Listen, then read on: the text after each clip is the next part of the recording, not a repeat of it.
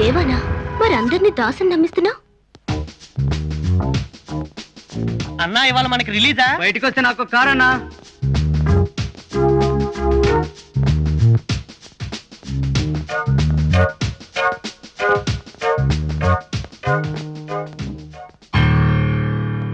దాసు, నువ్వేం భయపడకు, నీకు నేనున్నాను.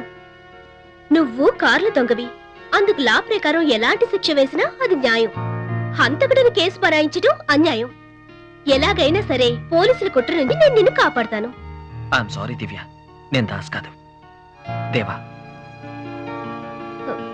ఎందుకు అలా చెప్తున్నావు? మా అమ్మతో నేను ఎప్పుడూ అబద్ధం చెప్పలేదు, ఇప్పుడు నీతో అబద్ధం చెప్పలేకపోతున్నాను. నువ్వు నిజాన్ని నిలబెట్టాలని ట్రై చేస్తున్నావు. నీలో నిజాయితీ ఉంది, దాన్ని నేను మోసం చేయలేను.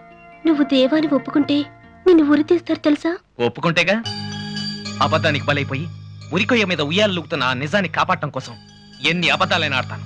నువ్వు అబద్ధం ఆడుతున్నావని నాకు తెలుసు. నీ కార్ షెడ్ చెప్పిన నీ సీక్రెట్స్ అన్ని నువ్వు మీ మావయ్య కలిసి బొంబాయిలో తీయించుకున్న ఫోటో నాకు దొరికింది. అంటే మా మావయ్య కారును దొంగిలించింది దాస్ అన్నమాట. అయితే ఆయన దొరకటానికి వాడే కారణం. సో నువ్వు దాస్ పేరు వాడుకోవటం తప్పే కాదు.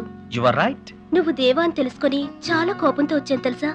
దేవా, నువ్వు పడే ఆరాటం చూసాక ఈ రోజు నుంచి నిజాన్ని నిలబెట్టడం కోసం నీ కోసం నేను కూడా అబద్ధాలు అంటూ మొదలు పెడతాను. Thank you Divya.